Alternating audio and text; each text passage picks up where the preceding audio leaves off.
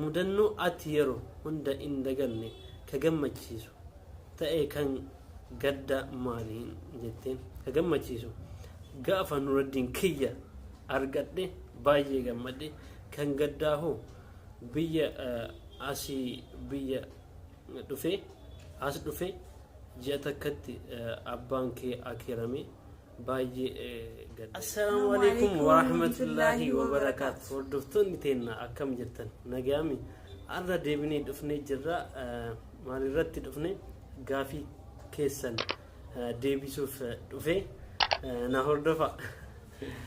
Akkam jirtan hordoftoota Siraajii fi Nasii alhamdulillah nagee qabdan nuti nagee qabnaa gama keenyaan arra kan dhufneef gaafii teessan isinii deebisuu fi gaafii teessan kan isinii deebisu Siraajiitu isinii deebisa. Ana qofa. Gaafii Siraaj qofa gaafattan Nasiyaa hin dubbatini Siraaj qoftiin nu haa deebisuu jettanii gaafii teessan gaa afaan Oromootiin gaafattanii akkuma hundi keessan beeytanitti isiniif deebisaa hordofaanii takka takkaan waan gaafattan gaafii teessaniif deebisaa isin akkasumatti isiniif deebisaa hara gaafii fi deebii keetitti qophaa'ii itti fufii. Gaafii tokkoffaa Saaliyaa Yadiiraalij nyaata aadaa Oromoo keessa maal jaalatta nan jettee na gaafatte. Nyaata aadaa Oromoo keessa maal jaalatta jettee nyaata aadaa Oromoo cukkoo sirriitti jaaladha. Cukkoo hin beektaa nasi. Cukkoo marqallee hin jaaladha. Sirriitti garuu cukkoo hin jaaladha.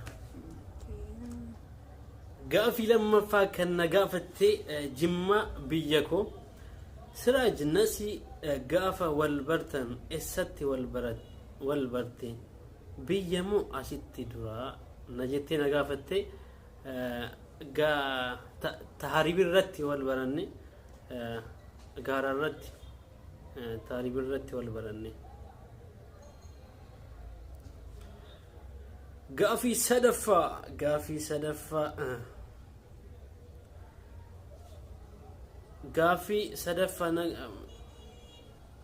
ummi Ramadaan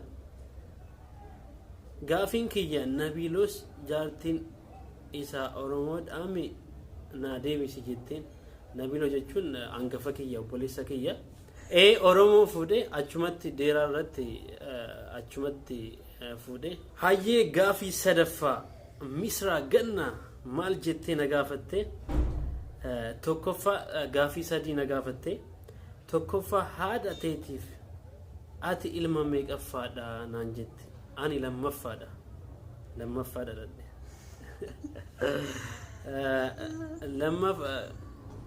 Lammaffaa obboleeyyan shamarran meeqa qabda naan jette. Afur qaba. Shamarran afur qaba. Gaafii sadaffaa obboleewwan dhiira hoo meeqa qabda. Dhiira afur qaba. Dhiirallee afur qaba. 8 walitti 9 akkas Misraa ganna. Gaafii afuraffaa Rihaanaa Mammilee Baalee gaafii afur na gaafatte. Gaafii tokkoffaa mudannoo ati yeroo hunda hin daganne ka gammachiisu ta'e kan gadda maaliin jetteen ka gammachiisu gaafa nuraddiin kiyya argadhe baay'ee gammadhe kan gaddaa hoo biyya asii biyya dhufe as dhufe ji'a takkatti abbaan kee akeerame baay'ee gadda. Rihaanaa Mammilee Baalee gara lammaffaa waan ati akka jaalattu maaliin ani ka jaaladhu nama gammachiisu sirriitti jaaladha. Ka akka jibbitu hoo nama boonu sirriitti jibba. Gaafii sadaffaa Mammilee Baalee maal kolfita. Mammilee Baalee sadaffaa biyya kam jiraachuu feeta. Biyya kam Adaamaa sirriitti jaaladha. Adaamaa jiraachuu جالد أداما أفرفا أسو نسين إيرا بركة غافي تيو سلبنا أفرفا أسو نسين إيرا بركة لغاتو أرجتي مرتي مالي إيرت فرتا جتين ريحانة ماملة ما مرتي فتي الجمل ديمو أتلي إندو قطو كبيرة ميتي أكو نما بيران دون قطو يو كدون قطو تيهو مال قطا مال قطا نجيب بتمو نهي تمو أكمي مشكلة كبيرة ديبي سيقاعدة في قافي والدكتور خيتي دا ديبي سوف قطاي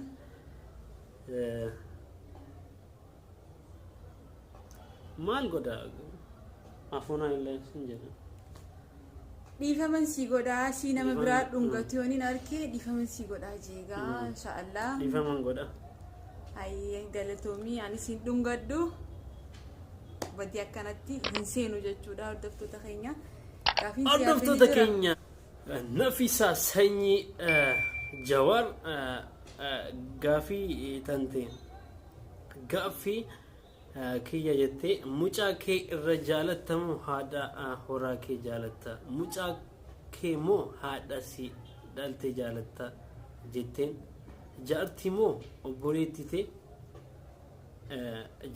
obboleettitee irra jaalatta gaafiin kun salphinaadha moo ni ulfaata in ulfaata wallahi in ulfaata hunduu hin jaaladha wal caalsisu dadhabe wallahi gara gaafii bira hin deema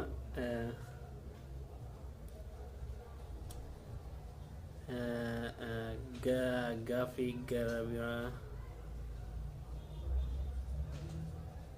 carraan sii dhufe Ameerikaa jaartii tee dhiistee deemtaa moo carra sani haftaa jetteen hin deemu jaartii kee tiyya dhiisee hin deemu maaliif hin deemnin maaliif deeman jaartii kiyya hundu bar hundu onnee tiyya bar onnee tiyya qaalii tiyya maaliif deema hin deemu haadha mucaa kiyya akkamitti dhiisee deema akkamitti hin ta'u fittee gaafii tantee fixeemi fixe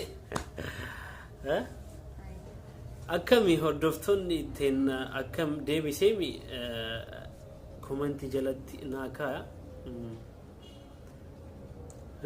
hangama khiyaan arraan tana siraaj mirqaana hin qabu hordoftoota keenya akka laaltanii agartan kanatti maaliif mirqaana dhabdee na dhukkuba wallaahi qufaan na qaba mirqaan hin jiru maalish dhiifama hin gaafadha gizee biraa mirqaana irratti hin dhufa dhiifama garuu akkuma agartan kanatti siraajarra mirqaana hin qabu gaafii teessan isinii deebisuu dirqama waan ta'eef jecha isiniif deebisuuf dhufee jira hordoftoota keenya siraaj dubbisuu ni danda'a dubbisaa isaa isinii deebisaa ture afaan oromoodha baru jira inshaallah warri siraaj afaan oromoo haasawi jechuu jirtan ni haasawa siraaj baru jira suutaan waan hunda baru jira jechuu dubbisuus eegalee ni dubbisaa ni barreessaa akkasumatti tuffii osoo hin ta'in beekaa osoo hin ta'in afaan wallaaleeti malee osoo beekuu haasahuu dideetii mitiin beekaa fi mitiin baru jiraan duraan hedduun danda'u amma garuu baru jiraan saniifuu yaada keessan komentii jalatti warri kan nu jirtan